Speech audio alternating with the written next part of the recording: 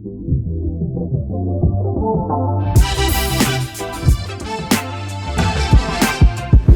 you hire someone, how do you know it's a right culture fit? Like, do you have them go through a certain procedure or? We do a lot of things depending on the position and what it is, but oftentimes we'll do what's called a group interview. Okay. And this is really a sociological experiment. Okay. So what we do is we may have 10 people apply for the same position. Okay. So let's say we're hiring for a social media manager. Yeah. And we say show up at 9 o'clock at our office. So 10 people come in, they're sitting in our lobby. The first thing we do is give the receptionist a clipboard and a piece of paper. And their job is the interview's begun as soon as they walk through that door. They think they're waiting to go in the interview room. Like you're watching them, yeah. And the receptionist walks. So the person comes in and goes, parking's horrible out here. I can't believe these directions suck. Oh, well, Joan kind of has an attitude, is not very kind to people. Yeah. And then you have the other guy that's like, oh, did you need a chair here? Let me give you my chair. Oh, Sam's really polite. So before they're off camera, at least they think they're off camera, before they even walk in the door, we're writing down observations about these people, okay? So before they even go in the interview room. Then you go in the interview room, you divide them into team exercises. Let's say there's 10 people, you do 3 groups of 3 or 4. And you give them an exercise and you say, I want you to figure this out. Now, here's the deal. You can't fake who you are. And so what we're looking for is to see what kind of team player they are. So when we said, here's the exercise, it's a scenario question. They go off and we have people watch them. And you have one guy say, and we say, elect your leader to present your case. And you have one guy say, I think I should be the leader. You guys, don't you think I should be the leader? Or if you have the other guy say, now everybody has a good point here. Joe, I think you did a really good job because you comment on this. Sally, you did a great job. I think you would both be a better leader than me. Yes. Leadership quality. Yeah, so you see that humility come out. So you're observing them in this real life exercise. So you're getting teamwork, you're getting humility, you're getting if they're egocentric, if they're a narcissist, all this stuff. From there you eliminate a whole bunch of people. You eliminate so many people, and then so you layer when they come in, the receptionist, you layer all these other things out, and there's all kinds of tricks that you do. One of the last questions we ask them is, what is the hardest decision you've ever made in your life? And you try to pick a person in the room that has some depth of emotion. And we've had people say, well, I had to disconnect life support from my mom, and it's a really emotionally charged question.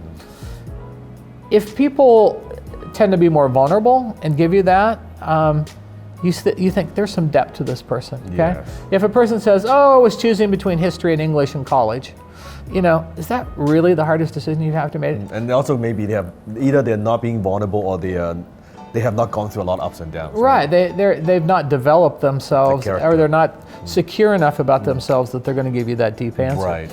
So that group interview gives you so many layers of information that at the end of the day, you're hiring for character and qualities and integrity and teamwork and all those things. We're not even talking about their skill sets. No, but see, they're so focused on what's my answer going to be? Am I answering the question right? Have I got enough talk time? Have I presented myself right? They don't even know that 90% of the interview was being conveyed without them even knowing they were being interviewed. And let's say they pass that, then what's the next step?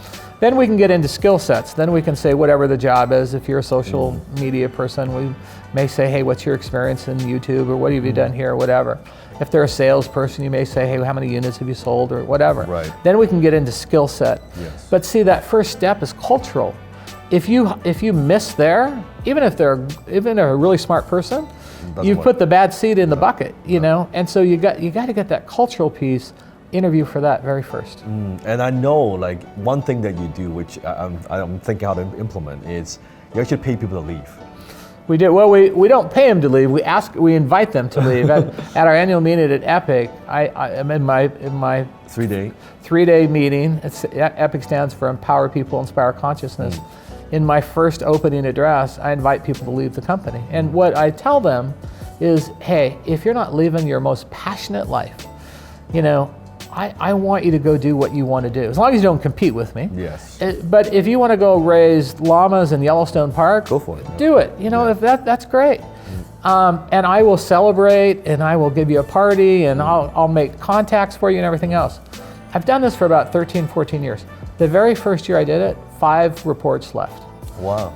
The fifth time the person came in, I just put my head in my hands and I said, I'm the stupidest CEO in the universe that, all these people have done it. Now I got to go out and celebrate. I'm just going to stay in my office. I'm going to pretend like this person didn't say anything, And then I thought about it and I said, no, I have to honor my word and do my commitment. Very seldom do people leave now. But the point of this is two things. One, I get immensely passionate about helping people meet their dreams. Yes. And at the end of my days on this planet, that's one of the things that I can hang my hat on and say, I helped all these people. That's immensely important for me. But beyond that, I only want people in Aegis Living in my company that are saying, man, I'm living the dream. This is a phenomenal company, phenomenal job. I never want someone to feel I'm imprisoned to my employer. I'm a prisoner in this company. I can't leave because of my paycheck or whatever. Yes. So sometimes people just need permission, Dan. Yes. They just need, maybe it's a parental thing. You just say, you can leave. And then when they say that, it's almost like you said, if you want to help them achieve their dreams, achieve their goals, maybe it's not through your company. Maybe it's they're doing something else. We're not for everybody. 100%. And so you got to recognize that, and you have to say, okay, how can I facilitate this for you? And that freedom, that mindset, I think is so refreshing for people. I think people look at that and go, wow, that's a refreshing attitude. Yes. So I just did it last week. Nobody left. No one's given us notice. Yes. So now it doesn't happen so often because people know, hey, one of the job requirements is to be passionate about this company. And Dwayne, I know that you're very big on training, right? Yeah. We're talking about one of your policies, not 100 hours, but 100 days. Now, one of the things that I do, which is very similar, almost 90% of people who join my company, they have to go through my training. They're my students one form or another. Because I found that when they've gone through the training, they know the transformation that I provide, and they know what I'm about, they know what I stand for, what I'm against, right? What I stand against. So I find that that's 10 times easier than finding someone who's already very good, but low culture, right? High performance with low culture. Share with us, what do you do? Like the 100 days of training, that it's almost unheard of. Well, for managers in our industry, people were getting, other companies, competitive companies, were getting 3 days of training, 5 days of training, and they'd throw people kind of into the fire. Yes. You have to think as an employer, it's a very expensive endeavor to interview people, to train them, to go through the process. Yes. I got to do everything I possibly can to make this person successful. Right. And I just don't think people can be successful in 3 or 5 days, in a management capacity. So what I decided to do was like, hey, we're gonna get you 100 days of training. We're gonna get you a partner that, like a mentor and a brother or sister that you can train with. And even after that 100 days, we're going to bring you back and we're going to send you through graduate work. Because I think sometimes people get on the job and then they're like, oh, they're trained. But think about it. When you go into a new field or a new company, you'll pick up 70-80% of it in the first 90 days. Yep. But then you have the basis to ask better questions, 9 months later, because you're learning the acronyms, you're learning the culture, you're learning all these things. So you're almost better served to send a person back through training 9 months later, or 12 months later. They're like, well, now I have context. Now I can say, well, now I know how the day-to-day goes, so I can ask you, what would you do here? And it's more scenario, situational kind of thing. So, we're developing training programs around that. We just hired a new corporate development person for executive training. So I think, as employers, one of the things we have to do is how do we build success in our employees? And it's not by throwing them to the wolves. It's giving them this great basis of education and understanding, and then bringing them back and saying, okay, now you have a basis. Now we can do the master's work. Yes, and even one of the policies that I have, because we are an education company. Right. So let's say when we go to training and seminars, like I go and then my team would go with me. They pay for their own training. Wow. I don't pay for their own training. So when I go to an event, let's say in a couple months we're going to an event, we might have like 20 people going, and everybody asks me the question, well, how do you get them to be here? Because most of the time they don't even want to be here. Like they're here to learn.